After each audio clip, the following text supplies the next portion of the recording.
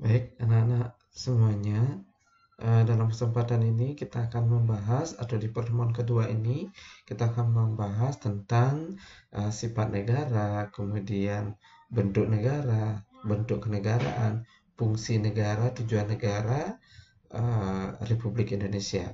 Itu adalah sudah masuk ke dalam hakikat negara itu sendiri. Nah, pada pertemuan sebelumnya kita sudah membahas terkait dengan unsur-unsur pembentuk negara, kemudian unsur-unsur pembentuk bangsa, pengertian negara. Itu adalah semua sudah bisa dipahami, sehingga untuk pertemuan saat ini kita akan membahas terkait dengan sifat-sifat negara. Nah, sifat negara itu ada 3, yaitu memaksa, kemudian mencakup semua, atau disebut dengan embarrassing dan monopoli. Memaksa, to force, itu adalah negara memiliki kekuasaan memaksa agar masyarakat tunduk dan patuh terhadap negara tanpa tidak ada pemaksaan fisik. Nah, itu yang sifatnya memaksa. Kemudian berikutnya adalah monopoli. Nah, dalam monopoli ini adalah negara menetapkan tujuan bersama masyarakat, melarang sesuatu yang bertentangan dan menganjurkan sesuatu yang dibutuhkan masyarakat. Kemudian untuk mencakup semua atau embarrassing, itulah semua hal tanpa pengecualian menjadi wewenang negara. Misalnya semua peraturan berlaku untuk semua tanpa pengecualian. Nah, ini adalah untuk ada beberapa hal yang negara untuk mengatur dan untuk kepentingan bersama. Kemudian memaksa, ada negara untuk memaksa untuk mencapai tujuan bersama. Nah, kemudian berikutnya monopoli dalam menetapkan suatu hal tertentu atau kebijakan ditetapkan oleh negara-negara yang menguasai. Contoh misalnya kalau kita melihat di pasal 33 Undang-Undang Dasar 1945, berarti semua bumi, air itu dikuasai oleh negara. Itu misalnya secara singkatnya. Nah, kemudian bagaimana teori terjadinya negara? Teori terjadinya negara atau terbentuknya negara itu dapat kita lihat berdasarkan ada teori ketuhanan. Berarti menurut teori ini terbentuknya negara itu adalah merupakan kehendak Tuhan. Begitu juga terhadap para penguasa negara adalah karena kehendak Tuhan. Jadi segala sesuatu diserahkan, ini adalah merupakan anugerah Tuhan atau kehendak Tuhan. Kemudian yang kedua, teori perjanjian masyarakat atau disebut dengan kontrak sosial. Nah, dalam hal ini faktum subjektionis ini merupakan perjanjian masyarakat untuk menyerahkan hak-hak yang dimilikinya yang merupakan pemberian alam kepada penguasa. Nah, dalam hal ini kalau kita melihat di pengertian di awal bahwa hakikatnya manusia itu adalah makhluk sosial.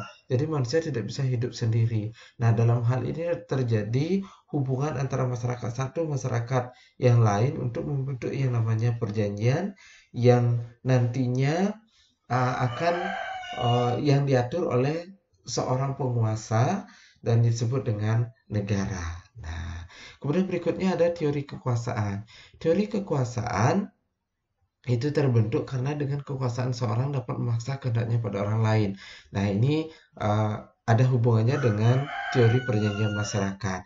Tetapi di sini menekankan kepada bagaimana seorang itu berkuasa sehingga mampu mempengaruhi dan kehendaknya kepada orang lain.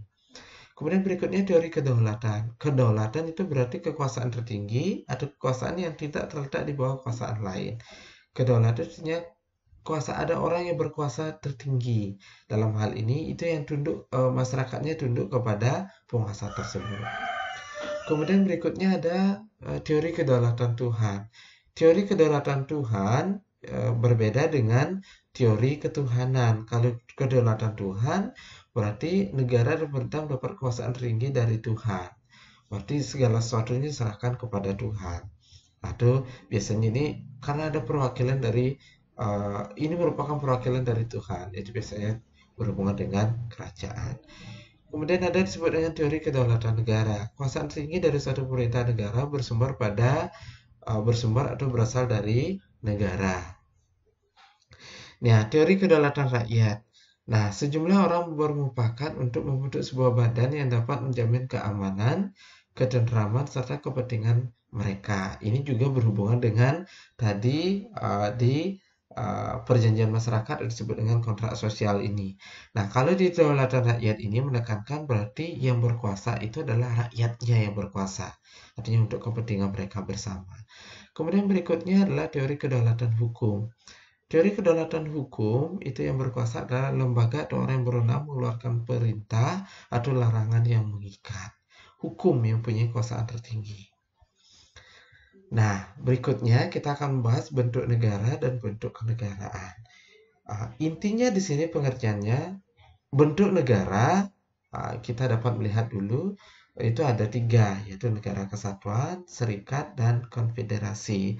Negara kesatuan atau disebut dengan unitarisme. Negara kesatuan adalah negara yang merdeka dan berdaulat di mana seluruh negara yang berkuasa adalah satu pemerintahan atau disebut dengan satu pemerintahan pusat yang mengatur seluruh daerah. Contoh, kalau kita melihat Indonesia merupakan negara kesatuan satu pemerintahan pusat. Nah, namun dalam hal ini negara kesatuan biasanya ada menganut 2 sistem, yaitu sistem sentralisasi dan sistem desentralisasi. Sistem sentralisasi berarti segala sesuatunya diatur oleh pusat. Desentralisasi diberikan wewenang kepada daerah tertentu untuk mengatur daerahnya. Kemudian yang kedua, kita adalah membahas negara serikat. Negara serikat itu adalah suatu negara yang merupakan gabungan dari beberapa negara yang menjadi negara bagian dari negara tersebut. Gabungan dari beberapa negara merupakan negara itu sudah merdeka, namun dia melepaskan kewenangannya kepada negara pusat. Nah, ini hampir sama dengan negara kesatuan, namun di setiap negaranya memiliki undang-undang tersendiri. Beda dengan di sistem desentralisasi, dia undang-undangnya tetap menjadi satu di negara pusat yang mengatur, namun desentralisasi wewenang untuk mengatur saja yang berbeda. Sedangkan di sini, di negara serikat itu ada kedaulatan ke dalam dan ada kedaulatan keluar. Nah, kemudian yang ketiga itu adalah disebut dengan konfederasi. Konfederasi itu adalah bentuk persatuan negara antara negara-negara merdeka dan perjanjian atau hukum sebagai berbagai kebijakan bersama-sama. Nah, dalam hal ini konfederasi itu contohnya adalah ASEAN, PBB. Nah, itu contohnya. Tetapi dia bukan tidak diakui bentuk negara, tetapi dia adalah perkumpulan dari negara-negara yang merdeka. Nah, bentuk kenegaraan. Bentuk kenegaraan, kalau kita lihat, itu ada bentuknya koloni. Koloni itu adalah suatu negara yang menjadi jajahan dari negara lain. Dalam negara koloni ini, urusan politik, hukum, dan pemerintah masih tergantung pada negara yang menjajahnya. Contoh, kita lihat Indonesia yang dijajah oleh 3,5 abad oleh Belanda. Jadi, segala sesuatunya masih tergantung pada negara penjajah. Misalnya kalau kita lihat sistem hukum, ada sistem hukumnya yang menganut dari negara penjajah itu. Kemudian berikutnya trustee atau disebut dengan negara perwalian. Trustee itu adalah wilayah jajahan dari negara-negara yang kalah perang dalam Perang Dunia Kedua dan berada di bawah naungan Dewan Perwalian PBB serta negara yang menang perang. Contohnya Papua New Guinea yang bekas jajahan Inggris berada di bawah naungan PBB sampai tahun 1975. Kemudian mandat itu adalah suatu negara yang terjadi tadinya merupakan jajahan dari negara-negara yang kalah dalam Perang Dunia Pertama dan diletakkan di bawah perlindungan suatu negara yang menang perang dengan pengawasan Dewan Mandat Liga Bangsa-Bangsa. Contohnya itulah negara Kamerun bekas jajahan Jerman jadi mandat Prancis. Nah, itu adalah mandat. Kemudian berikutnya dominion. Dominion itu adalah suatu negara yang tadinya merupakan jajahan Inggris yang telah merdeka dan berdaulat serta mengakui raja atau ratu Inggris sebagai raja atau ratunya sebagai lambang persatuan. Itu contohnya adalah negara Kanada, Australia, Selandia Baru, dan Afrika Selatan. Kemudian berikutnya adalah protektorat. Protektorat itu adalah negara-negara yang berada di bawah naungan perlindungan negara lain yang lebih kuat. Itu disebut dengan protektorat. Nah, kemudian berikutnya adalah bentuk kenegaraan uni. Uni itu adalah gabungan dua atau lebih negara yang merdeka dan berdaulat dengan satu kepala negara yang sama. Uni itu terdiri dari tiga, ada disebut dengan uni personil, uni real, atau disebut dengan uni union, dan ada disebut dengan uni politik. Nah, uni personil itu adalah gabungan antara dua negara yang kebetulan punya raja yang sama sebagai kepala negara. Kemudian disebut dengan uni real, gabungan antara dua negara atau lebih yang terjadi pembagian bersama terhadap beberapa lembaga negara. Kemudian ada uni politik atau political union. Uni politik atau political union itu negara yang terbentuk dari negara-negara yang lebih kuat. Uni politik dapat disebut juga dengan uni legislatif. Berbeda dengan uni personil, masing-masing negara dapat bergabung menjadi urusan pemerintahan dan politik bersama. Gabungan negara yang diakui secara internasional sebagai kesatuan politik tunggal. Nah, demikian tadi pemaparan antara bentuk negara dan bentuk kenegaraan. Jadi perbedaan bentuk negara dengan bentuk kenegaraan itu adalah kalau bentuk negara itu negara terjadi dalam proses pelaksanaannya. Kalau kita lihat bagaimana proses pelaksanaan negara serikat, negara kesatuan, negara konfederasi, ya. Proses baik itu kedaulatannya, kemudian bagaimana pelaksanaan dalam untuk mencapai tujuan negara itu. Sedangkan kenegaraan itu adalah bagaimana proses terjadinya suatu negara. Proses terjadinya suatu negara yang tadi hubungannya berkaitan dengan teori. Nah, namun dalam hal ini proses terjadinya negara itu sampai dia berdaulat. Nah, artinya mendapatkan perlindungan. Contoh kalau kita lihat koloni, Indonesia, ya pertama karena adanya penjajahan. Kemudian karena dia kalah dari Perang Dunia Pertama atau Perang Dunia Kedua, sehingga dia disebut dengan mandat atau protektorat itu misalnya, ya. Nah, sekarang kita lanjut fungsi negara. Fungsi negara itu merupakan gambaran yang dilakukan negara untuk mencapai tujuannya. Nah, kalau kita melihat dari John Locke, bahwa fungsi negara itu ada tiga. Ada disebut dengan fungsi legislatif, fungsi eksekutif, dan fungsi federatif.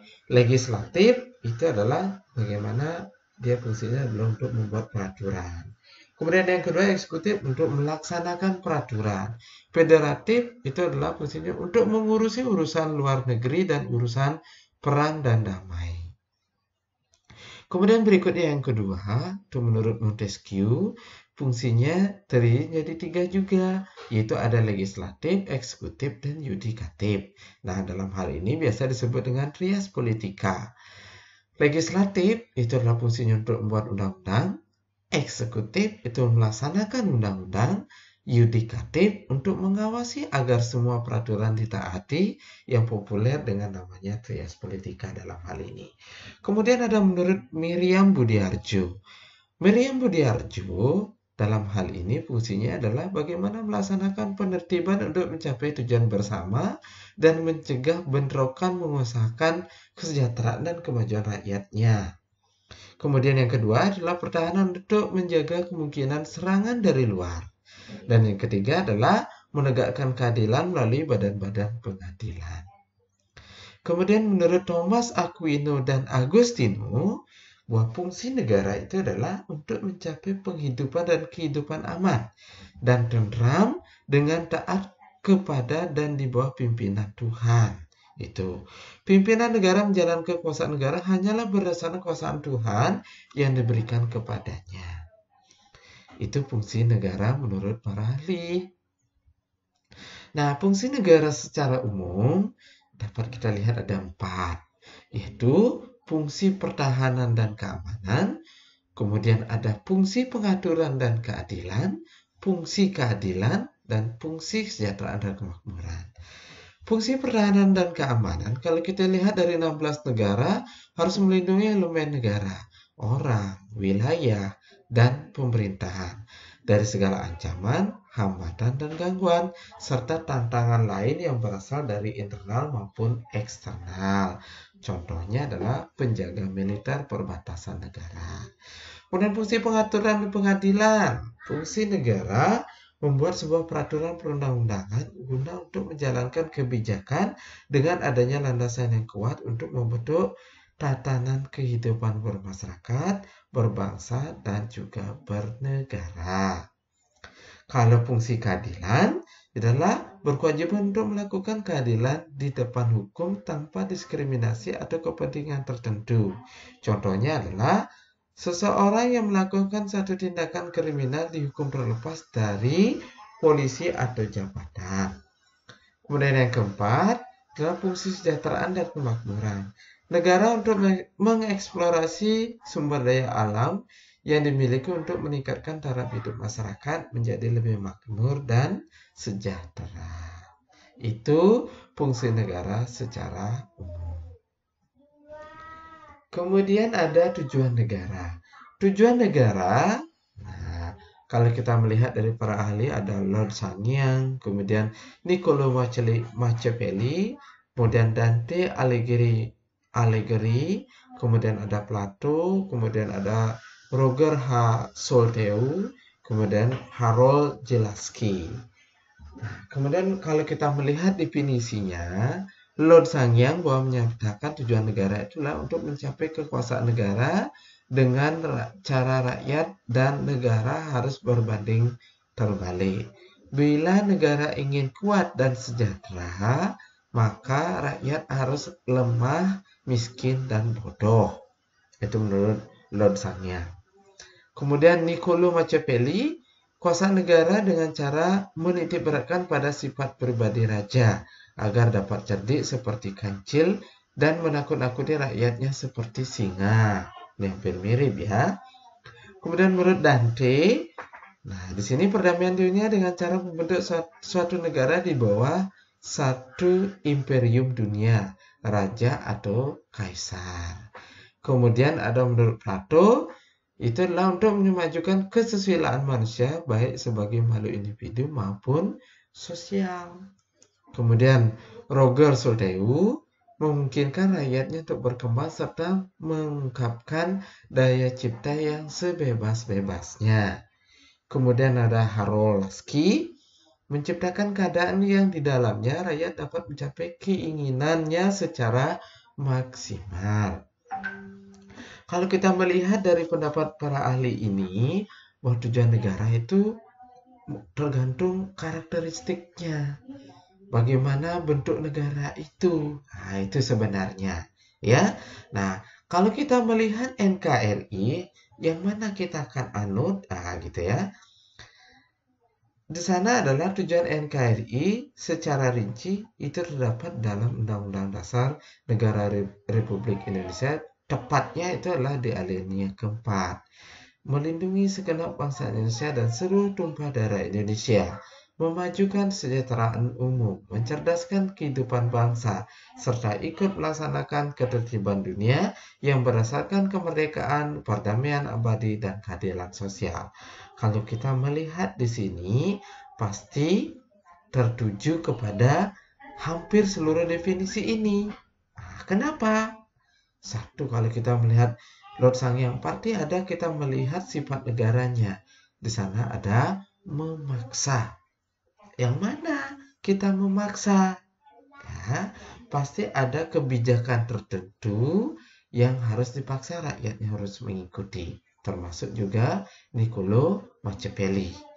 Nah, dalam hal ini perdamaian dunia. Nah, kita juga menciptakan ketertiban dunia.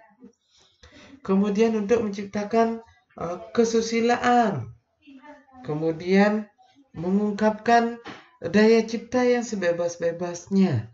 Atau rakyat mencapai keinginan, melindungi segenap bangsa Indonesia, memajukan kesejahteraan umum. Itu juga sudah masuk di dalamnya. Nah, demikian anak-anak terkait dengan pemaparan kita dalam hal ini di pertemuan kedua terkait dengan hakikat negara yang sudah kita bahas tadi. Itu ada sifat-sifat negara, kemudian bentuk negara dan bentuk kenegaraan, fungsi dan tujuan negara. Mudah-mudahan kalian bisa memahami terkait dengan pemaparan Bapak terkait pada hari ini.